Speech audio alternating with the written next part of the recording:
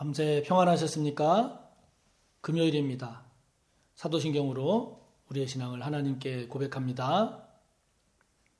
나는 전능하신 아버지 하나님, 천지의 창조주를 믿습니다.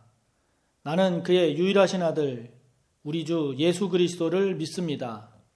그는 성령으로 잉태되어 동정녀 마리아에게서 나시고 본디오 빌라도에게 고난을 받아 십자가에 못 박혀 죽으시고 장사된 지 사흘 만에 죽은 자 가운데서 다시 살아나셨으며 하늘에 오르시어 전능하신 아버지 하나님 우편에 앉아 계시다가 거기로부터 살아있는 자와 죽은 자를 심판하러 오십니다.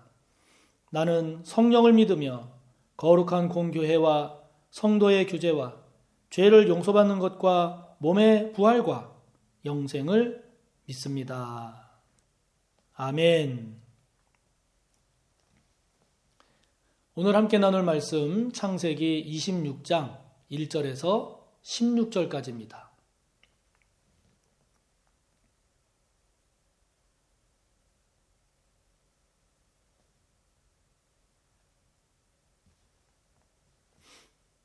봉독합니다. 아브라함 때에 첫 흉년이 들었더니 그 땅에 또 흉년이 들매 이삭이 그랄로 가서 블레셋 왕 아비멜렉에게 이르렀더니 여호와께서 이삭에게 나타나 이르시되 애굽으로 내려가지 말고 내가 내게 지시하는 땅에 거주하라. 이 땅에 거류하면 내가 너와 함께 있어 내게 복을 주고 내가 이 모든 땅을 너와 내 자손에게 주리라. 내가 내 아버지 아브라함에게 맹세한 것을 이루어 내 자손을 하늘의 별과 같이 번성하게 하며 이 모든 땅을 내 자손에게 주리니 내 자손으로 말미암아 천하 만민이 복을 받으리라. 이는 아브라함이 내 말을 순종하고 내 명령과 내 계명과 내 율례와 내 법도를 지켰음이라 하시니라. 이삭이 그랄에 거주하였더니 그곳 사람들이 그의 아내에 대하여 물으매 그가 말하기를 그는 내 누이라 하였으니 리브가는 보기에 아리따움으로 그곳 백성이 리브가로 말미암아 자기를 죽일까 하여 그는 내 아내라 하기를 두려워함이었더라. 이삭이 거기 오래 거주하였더니 이삭이 그 아내 리브가를 껴안은 것을 블레셋 왕 아비멜렉이 창으로 내다본지라. 이에 아비멜렉이 이삭을 불러 이르되 그가 분명히 내 아내건을 어찌 내 누이라 하였느냐. 이삭이 그에게 대답하되 내 생각에 그로 말미암아 내가 죽게 될까 두려워하였음이로라. 아비멜렉이 이르되 내가 어찌 우리에게 이렇게 행하였느냐. 백성 중 하나가 내 아내와 동침할 뻔하였도다. 내가 죄를 우리에게 입혔으리라. 아비멜렉이 이에 모든 백성에게 명하여 이르되 이 사람이나 그의 아내를 범하는 자는 죽이리라 하였더라. 이삭이 그 땅에서 농사하여 그 해에 100배나 얻었고 여호와께서 복을 주심으로 그 사람이 창대하고 왕성하여 마침내 거부가 되어 양과 소가 떼를 이루고 종이 심이 많으므로 블레셋 사람이 그를 시기하여 그 아버지 아브라함 때에 그 아버지의 종들이 판 모든 우물을 막고 흙으로 메웠더라. 아비멜렉이 이삭에게 이르되 내가 우리보다 크게 강성한즉 우리를 떠나라. 아멘. 우리가 평상시 또는 모든 일들이 잘 이렇게 풀어지고 형통할 때 그때는 우리가 신앙생활을 잘 합니다. 예배도 안 빠지고 또 교회에서 서로 교제하거나 또 봉사하거나 잘 합니다. 그런데 이제 우리가 늘 문제가 뭔가요? 좀 어려움이 닥치고 고난이 오고 문제가 생기고 그러면 이제 우리의 신앙이 흔들리고 그럴 때 진짜 믿음 따라 살아야 되는데 믿음 따라 사는 게 아니라 내 생각 따라 사는 경우가 많지요. 말씀 따라 살아야 되는데 그냥 상황에 맞춰서 그 상황에 맞춰서 급급하게 그렇게 사는 경우를 우리가 이제 보게 됩니다. 그런데 오늘 이제 이삭의 내용을 보면 이삭도 이제 이러한 그러한 이제 어려움에 봉착하게 됩니다. 흉년이 들었습니다. 흉년이 들어서 이삭이 어려움에 처하게 됩니다. 이것은 아버지 아브라함 때도 이런 일이 있었죠. 창세기 12장 10절 이하를 보면 이 가나안 지역에 기근이 심하게 들어서 아브라함이 애굽으로 가게 되는 그런 내용을 이야기하고 있지요. 당시에는 애굽이 가장 큰 나라고 가장 풍요로운 곳이었기 때문에 그래서 이렇게 이제 문제가 생기면 애굽으로 가서 이제 문제를 해결하려고 한 거죠. 그런데 이렇게 지금 흉년이 들어서 이삭에게 어려움이 이렇게 닥쳤는데 아브라함 때와는 달리 하나님께서 특별히 이삭에게 애굽으로 가지 말라 이렇게 말씀하십니다. 아브라함 때는 하나님께서 가라 마라 그런 말씀이 따로 없었죠. 이삭에게는 애굽으로 가지 말라 이렇게 말씀하십니다. 이 말씀을 좀 더 우리가 생각을 해보면 지금 이삭은 애굽으로 갈 마음을 갖고 있음을 알 수 있는 거죠. 가나안에 흉년이 들어서 여기서 살기에는 어려우니까 힘드니까 모든 것이 풍부한 애굽에 가서 거기서 이 문제를 해결해야 되겠다. 이렇게 마음을 먹고 있었던 것으로 보입니다. 그러니까 하나님께서 이삭에게 애굽으로 가지 마라. 이렇게 말씀하신 거죠. 그래서 6절을 보면 이삭이 그랄 지역에 그대로 머뭅니다. 즉 가나안을 떠나지 않고 머물죠. 애굽으로 가지 않습니다. 다시 말하면 하나님 말씀에 순종한 거죠. 근데 여러분 이게 현실적으로는 사실은 쉽지 않은 거죠. 왜냐하면 지금 그랄 지역, 가나안과 애굽을 비교해 본다면 당연히 애굽 쪽이 훨씬 더 풍부하고 거기에 가면 지금의 이 삶의 문제를, 고통을 해결할 수 있는 가능성이 더 많다고 생각되지 않습니까? 애굽하고 그랄을 비교해 보면 순종하는 것이 현실적으로는 쉽지 않을 수도 있습니다.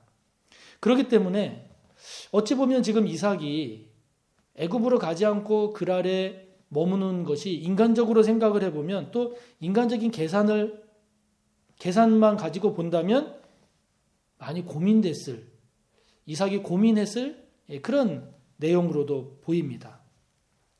그런데 이삭이 순종하죠. 말씀에 순종합니다.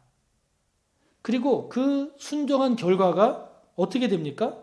12절에 보면 그 땅에서 농사를 지어서 100배까지 수확을 얻는 복을 누립니다. 100배의 결실을 얻게 됩니다. 그래서 거부가 됩니다. 창대하고 왕성해서 마침내 거부가 됐다. 그러지 않습니까? 거부가 됩니다. 블레셋 사람들이 이 블레셋 그랄 왕 아비멜렉이 이 이삭의 거부가 됨을 시기하고 질투해서 우리 지역을 떠나라 이렇게까지 이야기할 만큼 이삭이 복을 받습니다. 거부가 됩니다. 사랑하는 성도 여러분, 그러기에 순종의 은혜가 있기를 바랍니다. 순종의 복이 있으시기를 축복합니다. 믿음은 순종이죠. 순종이 믿음입니다. 순종은 성품이 아닙니다.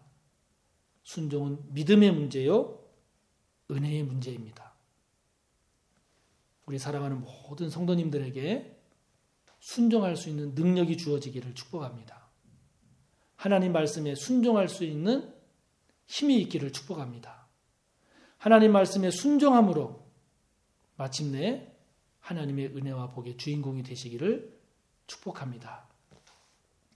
그런데 오늘 본문의 내용을 보면 그러한 이 이삭에게도 연약한 모습이 있는 거죠. 연약한 모습이 있습니다. 하나님께 순종하는 이삭의 모습 속에서도 완전하지 못한 부족하고 연약한 부분이 이삭에게 있습니다. 그게 무엇입니까? 자기 아내 리브가를 누이라고 한 거죠. 오늘날 시각에서 보면 참 남자가 진짜 겁도 많다. 남자가 자기 부인을 부인이라고 하지 못하고 누이라고 이렇게 거짓되게 말하는 참 그런 모습을 보니 참 찌질하다. 이렇게도 비춰질 수 있을지 모르지만 그러나 그 당시 상황 사회상에서는 그러한 일들이 종종 있었거든요. 이렇게 외국에 나가서 살 경우에 아내가 아름다울 때 그 남편을 죽이고 그 여인을 데려가는 그런 일들이 종종 있었기 때문에 이거는 이삭이 겁쟁이고 비겁하다라고 하는 그러한 측면으로 이해하기보다는 그러한 당시 사회 상황 속에서 내가 이 사람의 남편이다. 너희들이 이 사람을 건들면 내가 그냥 두지 않을 거야.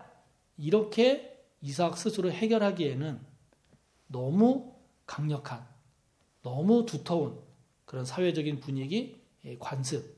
어찌 보면 개인이 극복하고 해결해 나가기 쉽지 않은 그런 사회적 문제, 그러한 것일 수 있는 면이 더 많다고 보여집니다.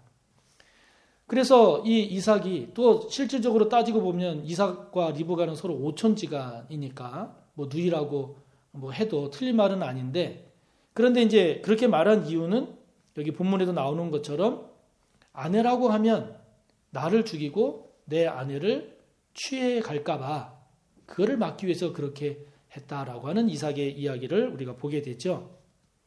그런데 아비멜렉이 결국 이 사실을 알게 됩니다. 이삭이 아내 리브가를 껴안고 있는 모습을 보게 된 거죠.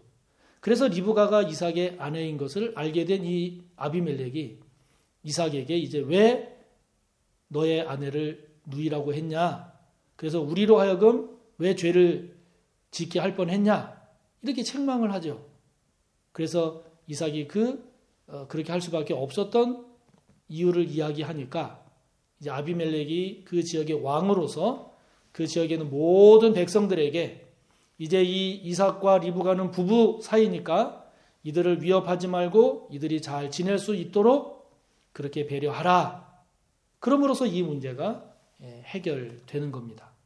자, 여러분, 이삭이 여기에서 아비멜렉의 이러한 왕으로서의 명령 선포를 통해서 그랄 지역에서 이제 아무런 문제 없이 살게 된 것이 이삭의 능력인가요?